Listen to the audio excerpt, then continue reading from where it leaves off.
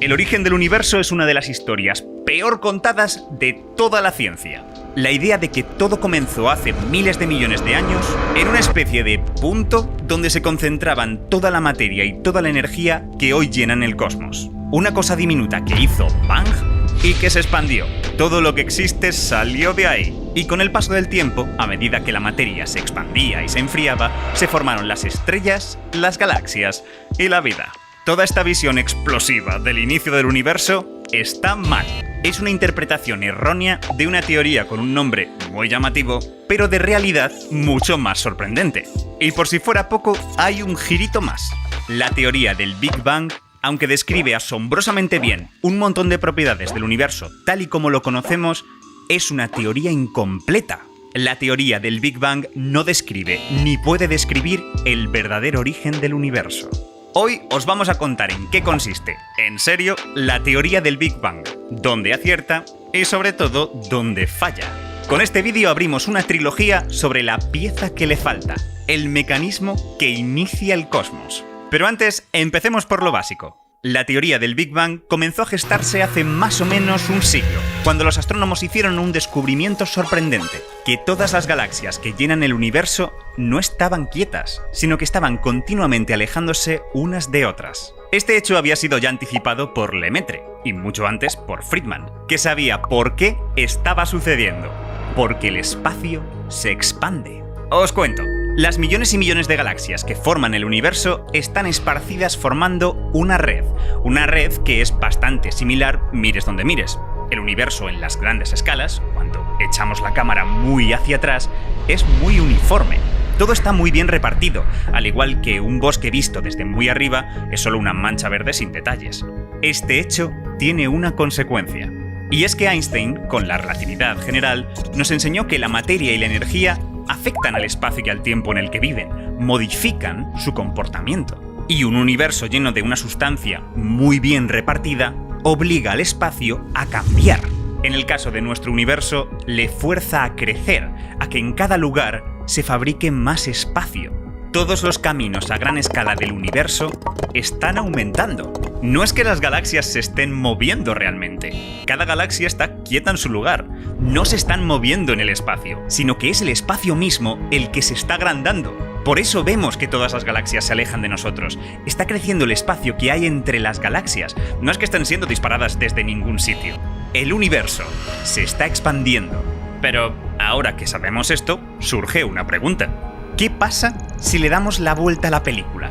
Si hoy todas las galaxias están continuamente alejándose unas de otras, entonces en el pasado esas galaxias tuvieron que estar más y más cerca. Y si seguimos rebobinando, llegaremos a un momento en el que todo el universo que vemos tuvo que estar concentrado en un lugar diminuto de densidad y temperatura inimaginables. El átomo primigenio, como lo llamaba Lemaitre. He aquí la teoría del Big Bang. Sin embargo, la teoría del Big Bang habla de un fenómeno que ni fue Big ni fue Bang. No fue Bang porque no habla de ningún punto superconcentrado que explotase. Habla de que la expansión del espacio tuvo que tener un origen y que cuanto más atrás te remontas, más denso es todo el universo.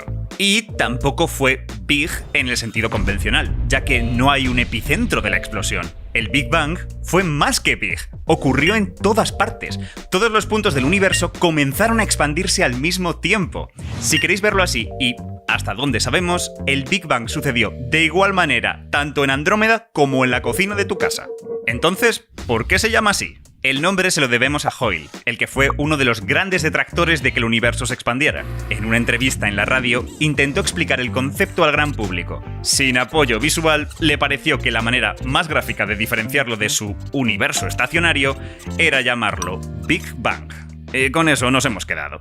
Así que la gran explosión no tiene nada que ver con la explosión de, por ejemplo, una bomba. Una cosa es cómo se expande el espacio mismo, y otra cosa muy distinta es cómo se mueve la materia en ese espacio que se expande. Recordad bien esto. Eso sí, la teoría del Big Bang implica algo muy importante. Algo que dio respuesta a una de las grandes preguntas que hasta entonces se había hecho la humanidad. Implica que el universo, tal y como lo conocemos, no existió desde siempre, que hubo un principio, Hoy los datos indican que esto es correcto, y que ese principio de los tiempos ocurrió hace unos 13.800 millones de años. Este comienzo da lugar a otro malentendido muy común. Parecería que si rebobinamos nuestra película hasta ese instante cero, llegaríamos a un estado de infinita densidad, la llamada singularidad inicial, que mucha gente confunde con el punto que explota. Sin embargo, es muy probable que esta singularidad nunca existiera y que no sea más que un espejismo provocado por extender la teoría más allá de sus propios límites. El modelo del Big Bang tiene como cimientos la relatividad general, nuestra teoría sobre la naturaleza del espacio-tiempo. Y si algo sabemos bien es que a tamaños tan pequeños y energías tan elevadas, la relatividad general falla y debe ser reemplazada por otra teoría, una teoría de gravedad cuántica que todavía no conocemos. Es decir, que el rollito de pensar que cuanto más al pasado te remontas, más contraído está el universo, tenemos que cortarlo en cierto punto. Sencillamente porque la relatividad general se rompe en los primerísimos instantes del universo. Así que una primera razón por la que la teoría del Big Bang no habla del Big Bang es porque no puede, porque está limitada. Pero dejando aparte esta dificultad en el origen de los tiempos, la teoría del Big Bang tiene un problema mayor que los malentendidos que provoca. Un problema que afecta a los instantes en los que la relatividad general sí tendría que funcionar. Para ver cuál es, vamos a rebobinar un poco más despacio nuestra película cósmica. Hoy, todo el universo que podemos ver desde la Tierra es una bola con un radio de unos 45.000 millones de años luz, unas 20.000 veces la distancia a nuestra galaxia de gran tamaño más cercana. Todo lo que podemos ver hoy desde la Tierra es lo que los cosmólogos llaman el universo observable. Un detalle importante es que, si no podemos ver más lejos, no es porque el universo se acabe ahí, o porque necesitemos mejores telescopios. Ese límite se debe, precisamente, a que el universo tuvo un principio. Dado que el universo como lo entendemos no existe desde siempre, lo más lejos que podemos ver hoy es la distancia que ha podido recorrer la luz desde el Big Bang hasta la actualidad.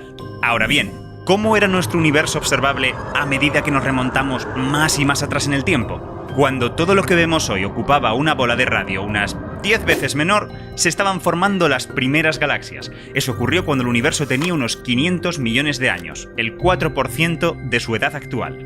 Cuando nuestra bola tenía un radio 100 veces menor, estamos en medio de la edad oscura. Todo el universo era una nube de átomos ligeros sin que prácticamente nada los excitara para emitir luz, de ahí el nombre de edad oscura.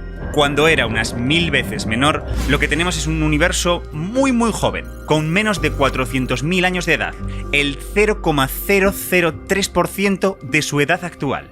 Si el cosmos fuera hoy un adulto de 30 años, estaríamos viendo un bebé de 7 horas. En ese momento todo nuestro universo observable era un plasma del que la luz no podía escapar. Ahora, retrocedamos mucho más y vayamos al instante en el que el universo solo tenía un nanosegundo de edad. En aquel momento, todo lo que vemos hoy estaba apretujado en una bola del tamaño del sistema solar. Y por supuesto, la materia estaba en forma de una sopa extremadamente caliente de partículas elementales. Hasta aquí, la teoría del Big Bang funciona bien. Y sabemos que funciona bien porque hace predicciones que se han comprobado. Por ejemplo, a partir de este momento, la teoría predice correctamente cuántos núcleos atómicos de cada tipo se formaron en los 3 minutos siguientes. Además, el plasma del que he hablado antes, cuando el universo era un bebé de 7 horas, liberó la luz que había en su interior. Luz que nos sigue llegando desde regiones lejanas en forma del fondo cósmico de microondas, una imagen del universo bebé que literalmente vemos al fondo del cielo. Tenemos vídeos al respecto por si os interesa.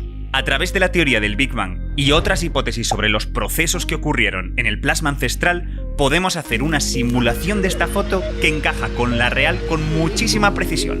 Es un éxito rotundo. Sin embargo, si nos fijamos un poco más despacio en cómo era el universo en ese primer nanosegundo de vida, veremos algo muy extraño. ¿Recordáis cuando hablamos de que el universo en las grandes escalas es igual en todas partes? Eso quiere decir que, en su pasado, tuvo que ser, como mínimo, igual de uniforme. También el fondo cósmico de microondas es idéntico en todas las direcciones del firmamento. Su densidad y temperatura era igual en todos lados en una parte en 100.000. Por tanto, nuestra sopa primigenia tuvo que ser igualmente uniforme.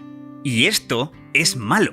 Fíjate en este punto. Ahora nuestra bola tiene el tamaño del sistema solar, unas 8 horas luz de punta a punta. Sin embargo, el universo solo tiene un nanosegundo de vida.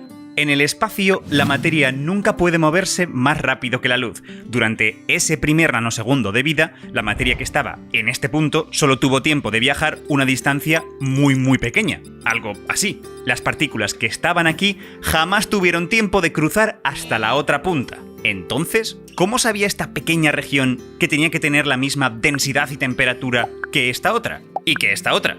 ¿Y que esta otra? Cuando enciendes el radiador que está en la esquina de tu cuarto, al final toda la habitación acabará calentándose. Pero para que eso ocurra, tiene que pasar tiempo. El aire que está junto al radiador tiene que transmitir ese calor al aire que está en la otra esquina y decirle qué temperatura tiene que alcanzar.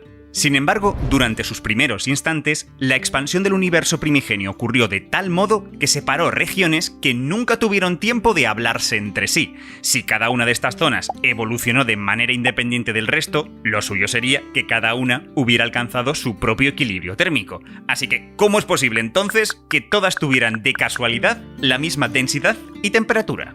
Este es uno de los grandes problemas de la teoría del Big Bang. Se conoce como problema del horizonte. Y, dentro de la propia teoría del Big Bang, no tiene solución conocida. Otro problema importante es por qué el universo tiene la geometría que tiene. Las componentes del universo afectan al espacio, en este caso curvándolo globalmente con el tiempo e incrementando cada vez más su curvatura.